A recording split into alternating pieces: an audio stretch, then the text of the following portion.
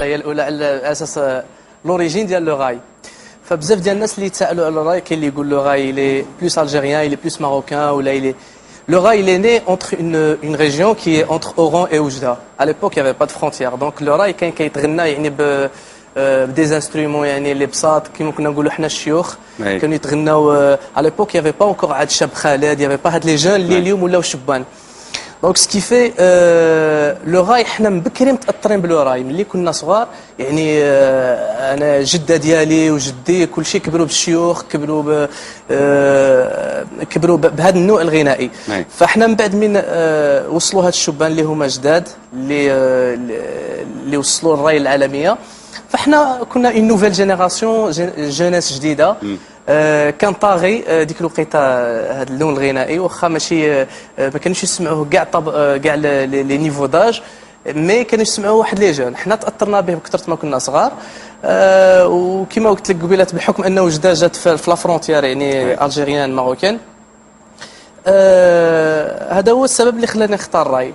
وكان الحلم ديالي من صغري نوصل للعالميه باش غادي نوصل بالراي لان الراي يوصل للعالميه ونقدر نوصل للعالميه مي اون غاردون توجور مي زوريجين نبقى توجور يعني بالعربيه ديالي ونوصل للعالميه. فهذا هو الفكره اللي انطلقت بها من الصغر. شو رايك في الكلام اللي قالوا يعني خليته يعني يكمل كلامه يعني يقول وجده ولا وهران. هو الراي من بلعباس يعني تاريخ الراي هو من بلعباس. الشيوخ زمان كانوا يديروه بالقلال والقصبه.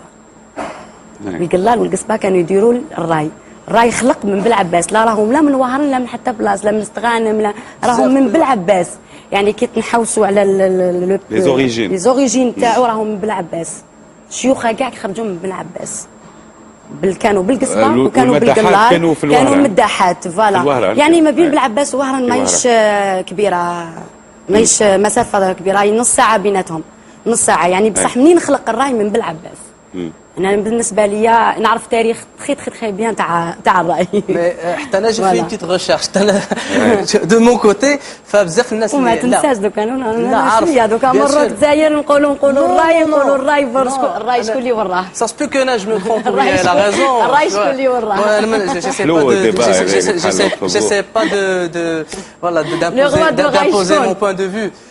شاب خالد فوالا لو روا دو راي سي شاب خالد شاب مامي. نو عالميا سي خالد ومامي ما نكذبوش على روحنا. سي عالميا سي خالد ومامي فوالا وحسني الله يرحمه. لا يعني نهضروا على الاول سي خالد هو اللي بين الراي.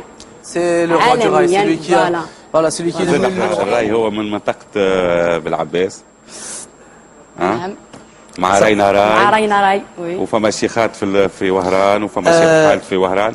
ويمكن على خاطر وجده يمكن قريبه. احنا زمان ما كناش نقولوا الشاب والشابه كنا نقولوا الشيخات. عرفت هاد القضيه ديال الراي سي ان غران ديبا سي ان ديبا كبير. شاكان سو كيل دي. هو زبخوف اللي الموسيقى ما عندهاش فrontière. Déjà, mais à l'époque du rail, il n'y avait pas de frontières. Donc c'était ça qui a posé problème.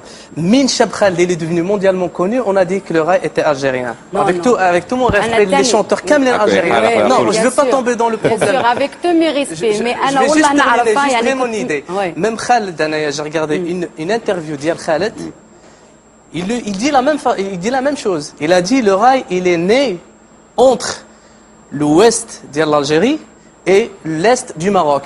Si vous allez sur YouTube, sans faire la pub pour YouTube, vous allez écouter le roi du rail algérien le dit. Non, شوف صح الراي بينو خالد مي انا ما يهمنيش واش يقول خالد. ما يهمنيش واش يقول انا يهمني واش عرفت من جدودي واش عرفت انا من الفنانين الكبار. من الفنانين تاعنا الكبار الشيوخ كاين اللي ماتوا الله يرحمهم وكاين اللي مازالهم حيين. هضروا لي وقالوا لي يعني شفت الراي تاعنا من بلعباس وبدا من رينا راي بدا من الشيوخات من الشيخات شيخ الريميتي شيخ النجمه كانوا بزاف شيخات زمان. ومن زمان ما كناش نقولوا الشاب والشابه كنا نقولوا الشيخ والشيخه فوالا يعني بدا من بلعباس.